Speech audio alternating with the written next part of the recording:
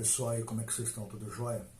Hoje nós vamos nessa videoaula, nós vamos estar tratando de um tema, de um fato histórico muito importante, principalmente para nós aqui da América do Sul, que foi o maior conflito armado de todos os tempos, pelo menos até os dias de hoje, que ocorreu aqui no nosso continente, que foi a Guerra do Paraguai.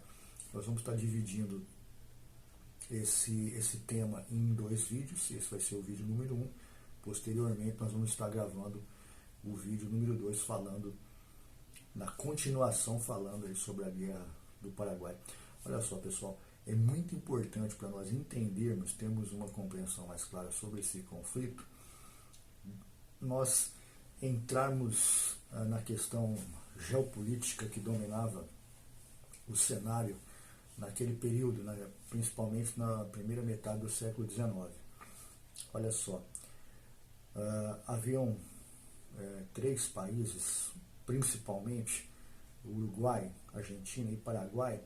Esses três países faziam parte do antigo vice-reino do Rio da Prata, que era como os colonizadores espanhóis nomeavam, né, as grandes regiões da América do Sul.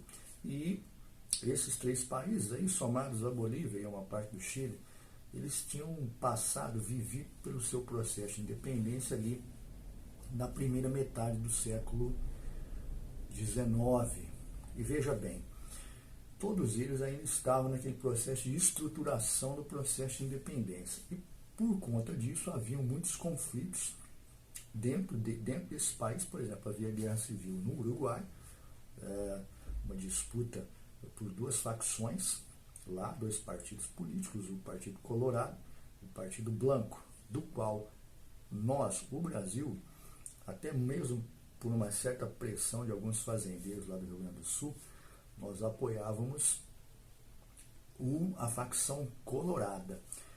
Havia também disputas internas na Argentina. A Argentina era governada por Bartolomeu Mitre e havia ali um grupo chamado de federalistas que também lutavam ali para tomar o poder, para conquistar ali a hegemonia do poder naquele momento na Argentina. O caso do Paraguai é um caso um pouco diferente. Desde a sua independência, no ano de 1811, o Paraguai optou por se manter e por ficar numa posição de maior isolamento. Sempre governado por ditadores, o primeiro dele ali, José Gaspar Rodrigues de França, dominava internamente o Paraguai de maneira ditatorial, do qual todas as instituições trabalhavam internamente para a manutenção do poder. Posteriormente ele foi substituído por Carlos Antônio Lopes, também num regime de ditadura, e finalmente, quando ele faleceu, seu filho assumiu o poder, o ditador Francisco Solano Lopes, que era o presidente do Paraguai no momento da deflagração do conflito no final do ano de 1864, conflito que foi de 1864 até 1870. Veja bem, como eu havia falado, nessa primeira parte nós vamos enfatizar estas questões regionais que um pouco mais à frente deflagraram a guerra entre esses, a tríplice aliança composta por Brasil, Argentina e Uruguai contra o Paraguai.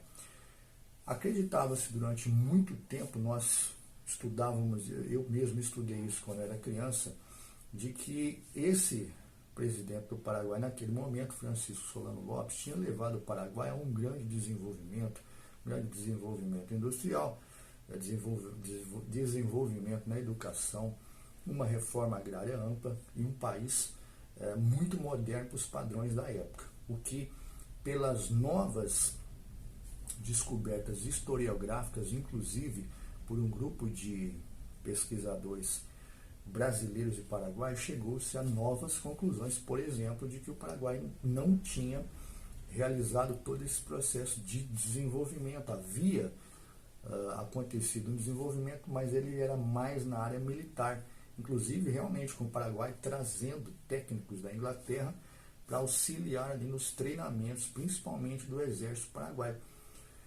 Nota-se aí que o Paraguai, de forma indireta ou de forma direta, já se preparava para um posterior conflito que de fato acabou acontecendo. Retornando a esses conflitos regionais lá no Uruguai e na Argentina, o Paraguai, ele de alguma maneira ele interferia nesses, por exemplo, na Argentina o Solano Lopes apoiava os federalistas contra Bartolomeu Mitre, que estava no poder. No Uruguai, o Paraguai, eles apoiavam a facção, o Partido dos Blancos, naturalmente contra o Brasil, que também estava interferindo na política uruguaia, só que apoiando o Partido Colorado. Tudo isso, pessoal, é muito importante a gente entender que o que regia esses conflitos? Naturalmente, interesses. O Brasil, nós tínhamos os nossos interesses, o Uruguai os seus, a Argentina também. E esses três países, os interesses eles eram muito semelhantes, contrariando os do Paraguai, que carecia muito, por exemplo, de uma saída para o mar para poder trabalhar ali com as suas importações. Todo país depende, né, de uma saída do mar para o mar para poder trabalhar aí com as importações dos seus produtos. E tudo isso envolvia a bacia do Rio da Prata, que basicamente é composta por três rios, né? O Rio Paraná, o Rio Paraguai e o Rio da Prata, né? Era muito importante a questão da navegação nesses rios, ok? E aí no próximo episódio nós vamos estar nos aproximando aí da deflagração desse conflito, que hoje nós entendemos que envolvia e que envolveu naquele período muito mais a questão geopolítica do que uma interferência da Inglaterra. Até mesmo para a Inglaterra nem estava com relações diplomáticas rompidas com o Brasil desde 1862. Então, a Inglaterra, inclusive, ela atuou tentando impedir o conflito a princípio, né? Então, essa nova questão é trazida por essa revisão historiográfica, ok?